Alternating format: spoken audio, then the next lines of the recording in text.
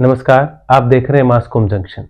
D students, आजकल हिंदुस्तान में election का दौर है, आम चुनाव हो रहे हैं। तो अगर आप जर्नलिज्म के विद्यार्थी हैं तो ये बड़ा खास मौका आपके लिए है इलेक्शन रिपोर्टिंग सीखने का, पॉलिटिकल रिपोर्टिंग सीखने का।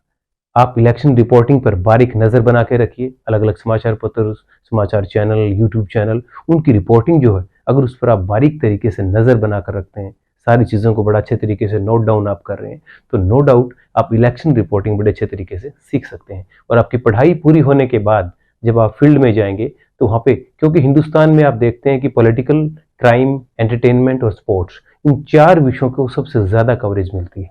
तो अगर इस इलेक्शन के दौरान जो 2-3 महीने हैं, अगर आप कवरेज पर ध्यान रखते हैं, मीडिया कवरेज पर खास ध्यान रखते हैं, कुछ अपने नोट्स बनाते हैं और बारीकी से उसको देखते हैं, तो इलेक्शन रिपोर्टिंग या पॉलिटिकल रिपोर्टिंग में आपको सीखने में बहुत मदद मिलने वाली है।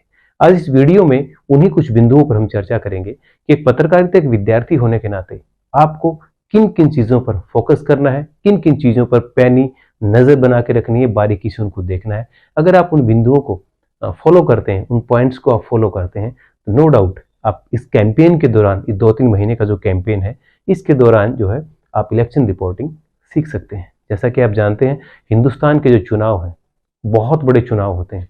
दुनिया भर की जो स्कॉलर्स हैं, रिसर्चर्स हैं, उनकी नज़र हिंदुस्तान पर रहती है। इलेक्शन कैंपेन के दौरान बाहर से बहुत से जर्नलिस्ट, बहुत से स्कॉलर्स यहाँ पे आते हैं, स्टडी करते हैं, इलेक्शन कैंपेन को बड़ा नज़दीक से देखते हैं। बहुत से विषयों पर शोध होता है, बहुत सी यूनिवर्सिटीज़ के जो स्कॉलर्स हैं वो शोध करते हैं। तो आपके लिए भी एक मौका है इलेक्शन रिपोर्टिंग सीखने का। तो आपको करना क्या है, आज हम इस वीडियो में आपको बताने जा रहे हैं। सबसे पहले हम बात करेंगे समाचार पत्रों की।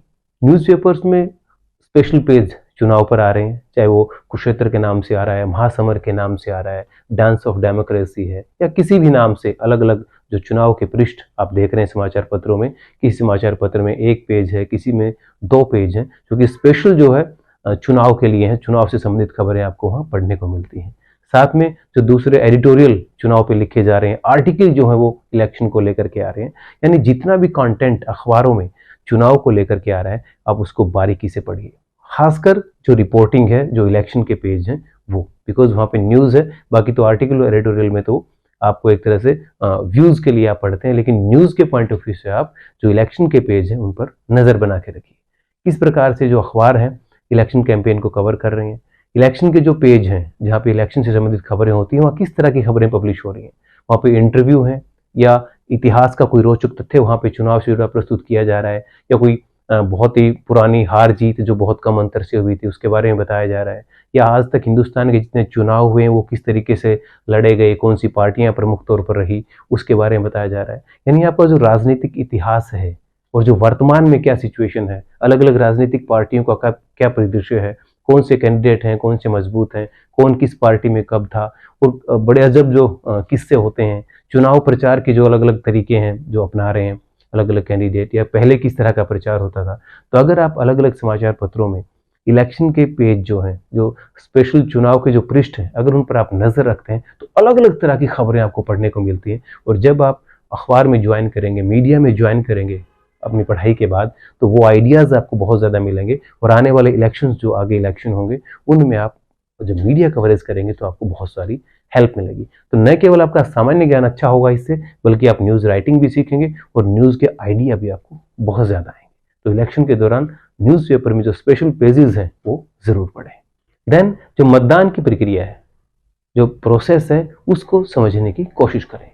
खासतौर पर जब से आचार संहिता लगती है, जब से मॉडल कोड ऑफ कंडक्ट लगती है, यानी जब चुनाव आयोग प्रेस कॉन्फ्रेंस करता है और बताया जाता है कितने चरणों में चुनाव होंगे, कहाँ कब वोट डाले जाएंगे, उस दिन से आचार संहिता लग जाती है। जिस दिन चुनाव आयोग चुनाव की तारीखों का ऐलान करता है एक प्रेस कॉन्फ्रेंस के जरिए, तो आचार संहिता लगने के बाद शुरू हो जाती है चुनावी प्रक्रिया। एक तरह से किसका गठबंधन किसके साथ हो रहा है, कौन किसको टिकटें दे रहा है, कौन किसको छोड़ करके दूसरी पार्टी को ज्वाइन कर रहा है, कौन नामांकन भर रहा है, नामांकन में कौन किसके साथ जा रहा है। ये भी बहुत बड़ी खबर होती है कि किस नेता के साथ कौन सा बड़ा नेता गया है। अगर नहीं जा रहा है तो अलग मैसेज होता है, कौन सा नेता जा रहा है तो अपने आप एक अलग मैसेज होता है, कौन नामांकन वापस ले रहा है, लास्ट में कौन मैदान में बचे हैं।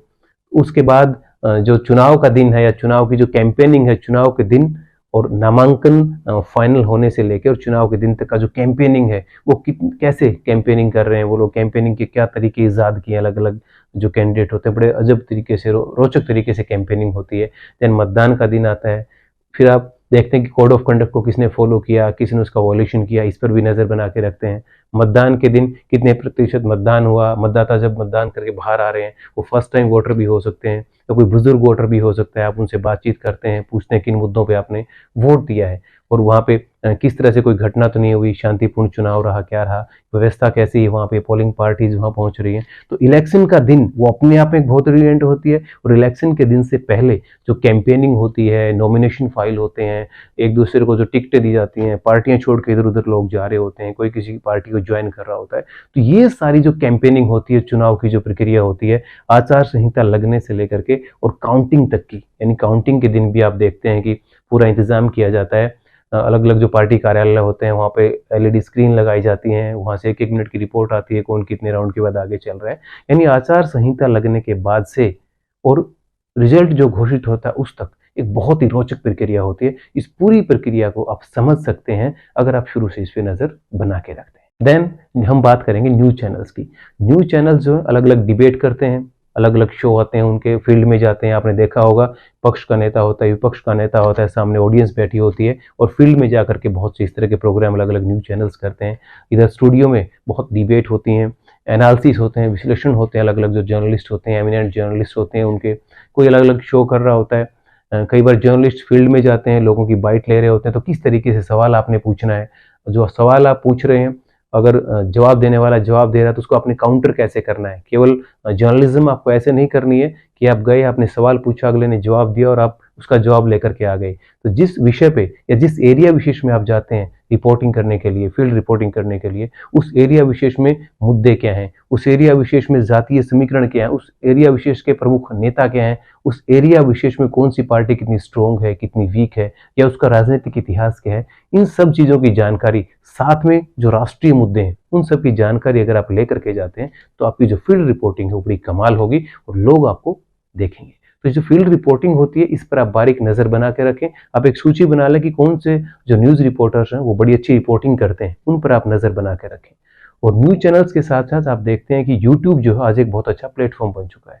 तो बहुत से ऐसे यूट्यूबर हैं जो फील्ड में जाते हैं, वो बहुत अच्छी रिपोर्टिंग करते हैं और जब रिजल्ट आते हैं तो आप पाते हैं कि उनकी जो रिपोर्टिंग है या उनका जो एनालिसिस है वो कहीं ना कहीं रिजल्ट के करीब होता है, बिकॉज वो अनबायस्ड तरीके से वॉइस ऑफ द पीपल जो है उसको लेकर के आते हैं और एक बहुत अच्छी सैम्पलिंग उनकी होती है, किन किन लोगों से वो बात करते हैं, कैसे वो बात करते हैं, तो ये चीज़ आप सीखते हैं। इसी तरह यूट्यूबर्स होते हैं वो स्टूडियो में बैठ के एनालिसिस भी करते हैं। जब वो पूरे फील्ड में घूम लेते हैं तो उस एनालिसिस को भी आपने देखना है कि किस तरह से डाटा कलेक्शन होता है, किस तरीके से आप उसका एनालिसिस करते हैं, उसकी प्रेजेंटेशन कैसी होती है, कैसे उसको रोचक तरीके से प्रस्तुत करना है। इन सब चीज़ों पर अगर आप नज़र बना के रखते हैं तो बहुत सी बारीक से बारीक चीज़ें सीखने का आपको मौका मिलता है। अगर आपके आसपास कोई बहुत बड़ी रैली हो रही है, अगर आपके पास बहुत बड़ा कोई स्टार कैंपेनर आपके एरिया में आ रहा है, उसकी रैली है, तो उस रैली में भी आप जरूर जाइए।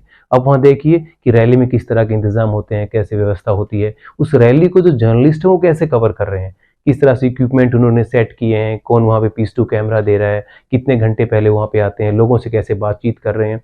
और उस रैली को खुद देखने के बाद अगले दिन आप देखिए न्यूज़पेपर में किस तरीके से उसको कवर किया गया है, न्यूज़ चैनल्स को कैसे दिखा रहे हैं, यूट्यूबर्स उनको कैसे दिखा रहे हैं।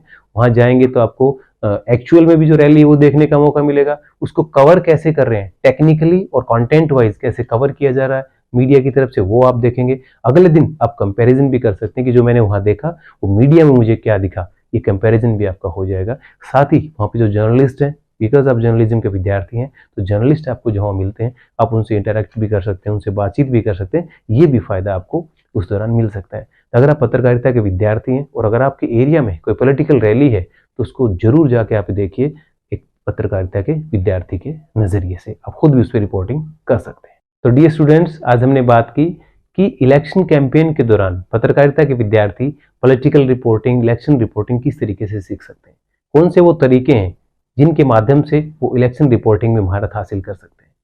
सच्चे अर्थों में इलेक्शन जो है या आम चुनाव जो है हिंदुस्तान के, बहुत ही अच्छा मौका है, बहुत ही एक सुनहरा मौका है, गोल्डन अपॉर्चुनिटी है पत्रकारिता के विद्यार्थियों के लिए इलेक्शन रिपोर्टिंग सीखने का। तो ये जो 2-3 महीने हैं इन्हें गंवाइए मत, अपने असाइनमेंट्स तैयार कीजिए, अपना एक पोर्टफोलियो तैयार कीजिए और उन बारीकियों को नोट कीजिए जो आपको कल को जब पत्रकार आप बनेंगे तो वहाँ पे आपके लिए काम आएंगे।